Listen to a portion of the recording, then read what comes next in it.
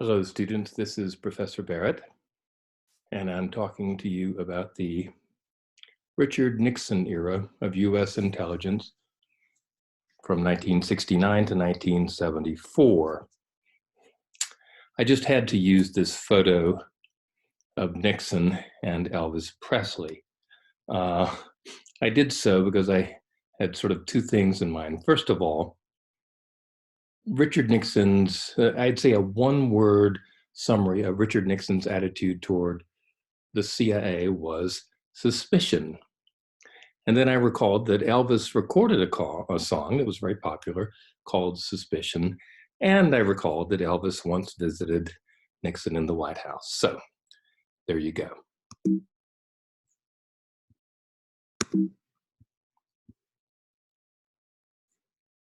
Nixon's early life. He was born into a family without money. A couple of his brothers lived with tuberculosis and died young. His father held various low-paying jobs. Nonetheless, Richard Nixon, as a youth, was very smart, very disciplined, very determined, very ambitious. He went to the local college, which was called Whittier College.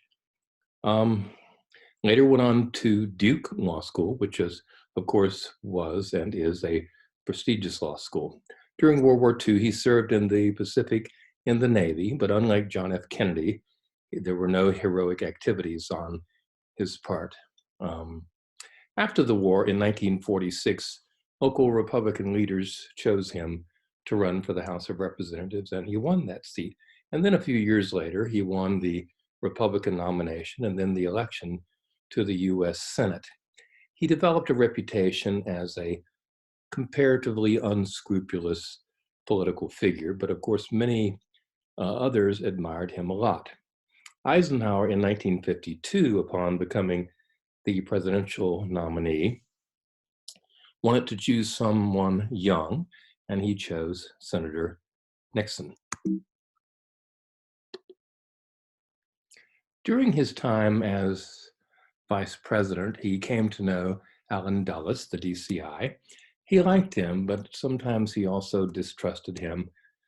He thought that the CIA had too many sort of wild-eyed liberals, and sometimes he thought Dulles was one of them.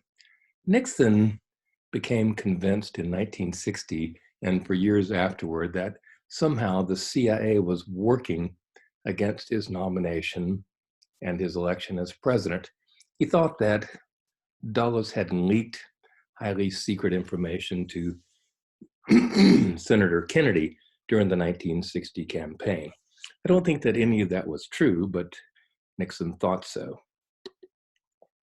Of course, he lost the 1960 election, but won in 1968.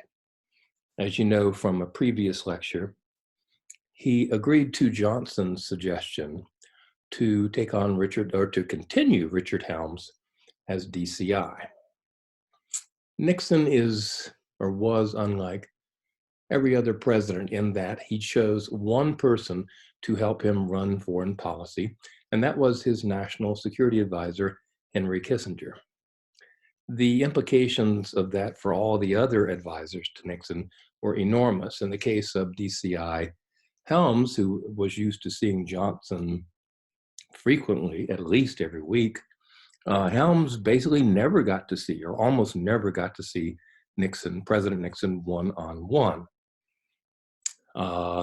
Helms could only present his intelligence findings and that of the CIA and the rest of the intelligence establishment to Kissinger. But of course, then Kissinger gave Nixon his own views and was not at all reluctant to tell the president that he, Kissinger, doubted many of the intelligence establishment's analyses.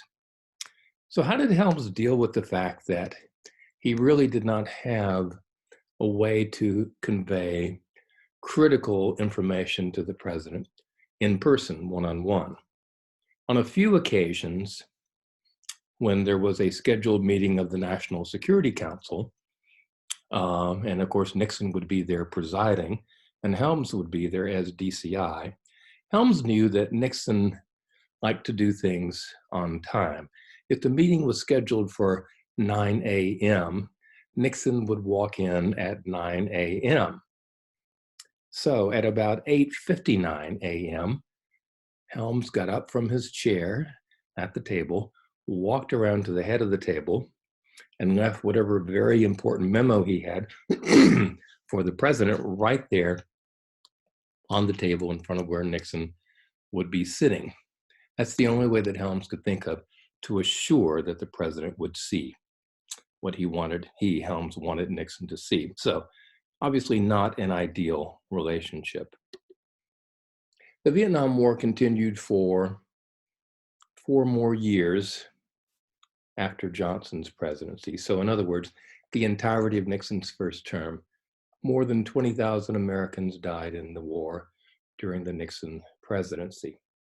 But eventually, the US and South Vietnam and North Vietnam and the Viet Cong signed a peace treaty. So what was CIA saying about the war and prospects for victory? As was true during the Johnson presidency, estimates by CIA or national intelligence estimates by the intelligence community tended to be pessimistic about when, if ever, the communist side would give up. In fact, the peace treaty that Nixon finally agreed to gave the communist side tremendous advantages, but at least he got to pull the remaining US troops out of Vietnam. There are many cases of covert action during his presidency. One was against Salvador Allende, the leader of Chile. Allende is self-described socialist. Allende came to power through elections, through peaceful democratic means. Nixon did not want there to be another communist, that was his view, communist country in the Western Hemisphere. He brought in Helms. It was Kissinger, Nixon, and Helms in that meeting, and he was loud and insistent that you do whatever it takes. He said, whatever amount of money you need, you'll get it, but prevent Allende from coming to power. CIA was unable to prevent that from happening. Later, there was a coup against Allende, which overthrew him. He was murdered. The people who did it had CIA support. And so it's a very unpretty story. One of the more positive events of the Nixon presidency was détente with the Soviet Union and China. Détente is a French word suggesting relaxation of tensions. Nixon, who had been famously anti-communist in his long career, went to China. It was an amazing thing. He also went to the Soviet Union. So the US began diplomatic relations with China and improved relations with the Soviet Union. And there were very productive negotiations to begin slowing down the nuclear arms race with the Soviet Union. CIA provided estimates that may have been useful to Nixon in thinking about relations with the two giant communist nations. But again, it was Nixon and Kissinger who followed their own views on these things.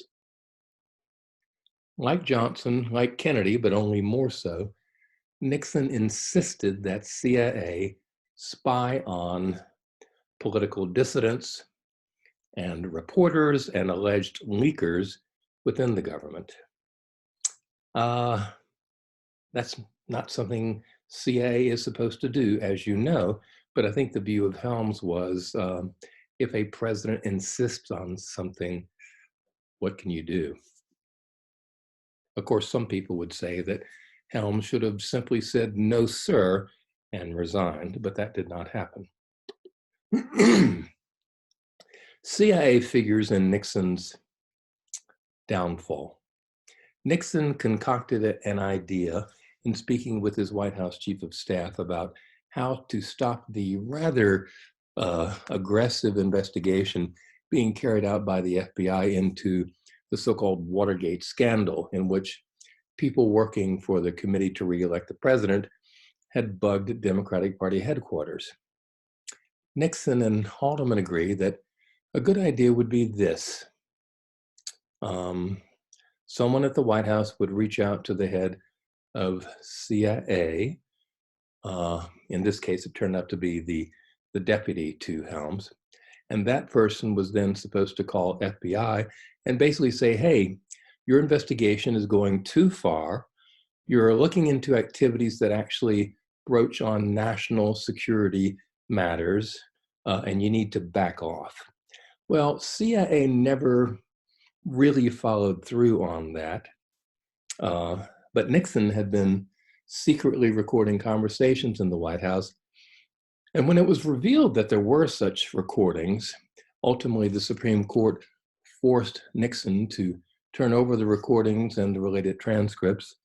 And that conversation was revealed. And that amounted to obstruction of justice. And so Nixon knew that not only would the House impeach him, but Republicans in the Senate had told him, yeah, we're going to convict you. So Nixon resigned.